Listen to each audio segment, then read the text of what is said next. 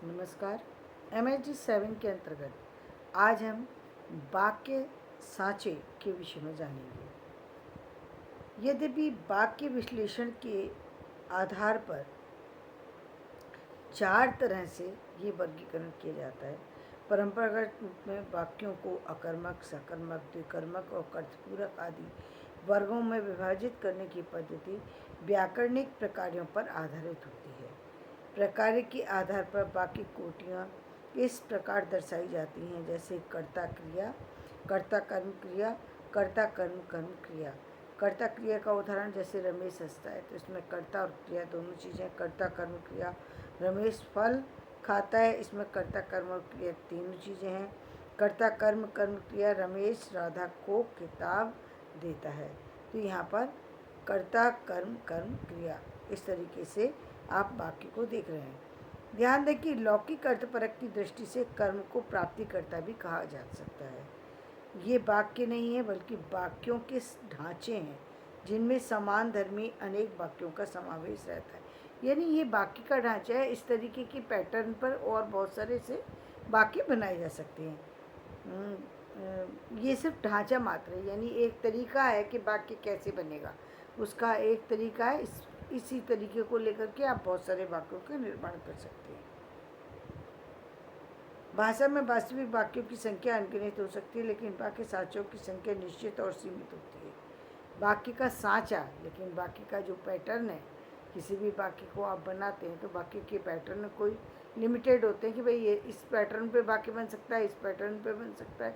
ये पैटर्न है जो मुख्य रूप से काम आते हैं किसी वाक्य को बनाने में। जैसे हम वाक्य बनाते हैं, जैसे कभी हम नेगेटिव वाक्य बनाते हैं, कभी हम पॉजिटिव बनाते हैं, ठीक उसी तरीके से वाक्य साँचों की संख्या और उनका स्वरूप हर भाषा में अलग अलग हो सकते हैं। यहाँ ये वाक्य साँचे के बीच मूलभूत अंतर को भी समझ लेना जरूरी है। वाक्य साँचा इन पदबंधों की प्रकार्यात्मक कोटियों से निर्मित एक अमूर्त ढांचा है। अब इन्होंने क्या कहा कि प्रकार्यात्मक कोटियों से निर्मित है। प्रकार्यात्मक कोटियाँ एक व्यक्ति के जीवन में बहुत सारे जो जीवन में बहुत सारे काम करता है व्यक्ति, अलग अलग तरह से उसके वाक्यों को निर्माण भी करना पड़ता है और उनको प्रयोग भी करना पड़ता है।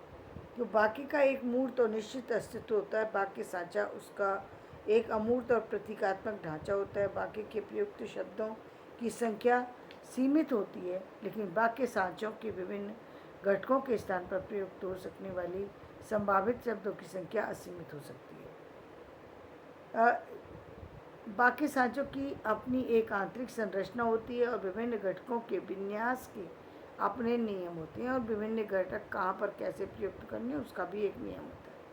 जैसे प्रश्नवाचक वाक्य तो वो अलग तरीके से बोला जाएगा, आज्ञावाचक है तो अलग तरीके से बोला जाएगा, नेगेटिव वाक्य तो अलग तरीके से बोला जाएगा।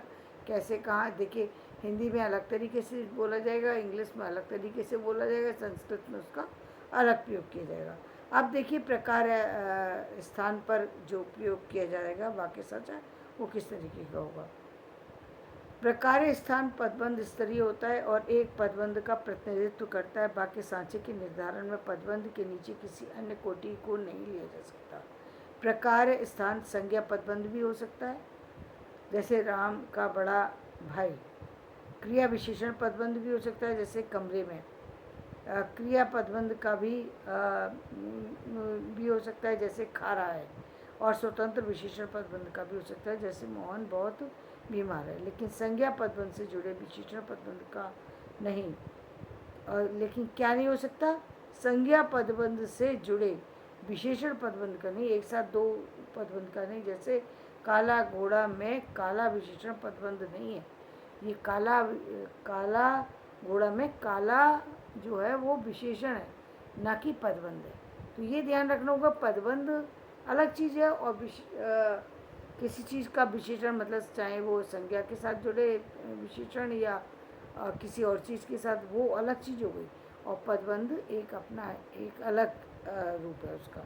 तो इस तरीके से जो हम देखेंगे, काला घोड़ा जो है वो पदबंध नहीं है, बल्कि जो हमने अभी बताए थे वो सारे पदबंध हैं। जैसे जैसे बताया राम का बड़ा भाई, ये पदबंध है। कमरे में पदबंध है। मोहन बहुत बीमार है, ये पदबंध है। तो इस तरीके से पदबंध की रचना की जाती है, जो कि प्रकार स्थान के आधार पर निर्धारित होती है। अब वाक्य विन्यासात्मक संबंध क्या होते हैं? वाक्य विन्यासात्मक वाक्य में जो कारकीय संबंध जो होते हैं वो वाक्य विन्यासात्मक होते हैं। आज लड़की सुबह से कमरे में पत्र लिख रही है, तो ये वाक्य विन्यासात्मक सुबह से कमरे में पत्र लिख रही है। तो सुबह से और कमरे में दोनों चीज़ें जो इसमें महत्वपूर्ण है, ये वाक्य विन्यासात्मक संबंध है जो कारकीय संबंध पर आधारित है। अब रूपावली संबंध की बात करते हैं। रूपावली संबंध में हमने जैसा कि बताया रखा है कि विभिन्न वाक्य सांचे के विभिन्न घटकों के बीच वाक्य विन्यासात्मक तथा रूपावली संबंधों के इन दो आयामों को इस प्रकार दर्शाया जा सकता है। जैसे लड़के होटल में खाना खाते हैं, हम घर में अखबार पढ़ते हैं, वह यहाँ काम करते हैं।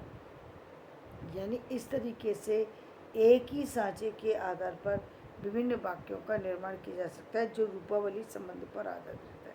रूपावली संबंध इनकी जो पैटर्न है, यानी वाक्य बात रखने का जो तरीका है वो एक जैसा है। ये रूपावली संबंध है। जो ऐसे लड़के होटल में खाना खाते हैं, हम घर में अखबार पढ़ते हैं, वह यहाँ काम करते हैं, ये सब प्राग्मेटिक संबंध भी कहलाते हैं। इनको रूपावली संबंध के रूप में देख सकते हैं। अनिवार्य एवं ऐच्छिक घटक कौन से होते हैं? कि देखिए कुछ एक वाक्य में कुछ तत्व, कुछ वाक्य के कुछ ऐसे शब्द होते हैं जो कि अनिवार्य तत्व होते हैं, कुछ ऐच्छिक शब्द होते हैं, उन्हीं को हम घटक भी कहते हैं। जैसे मैं आज खाना नहीं खाऊंगा, मैं और खाऊंगा दो चीज़ इम्पोर्टेंट है। यदि मैं और खाऊंगा नहीं हो तो बाकी क्या रह जाएगा?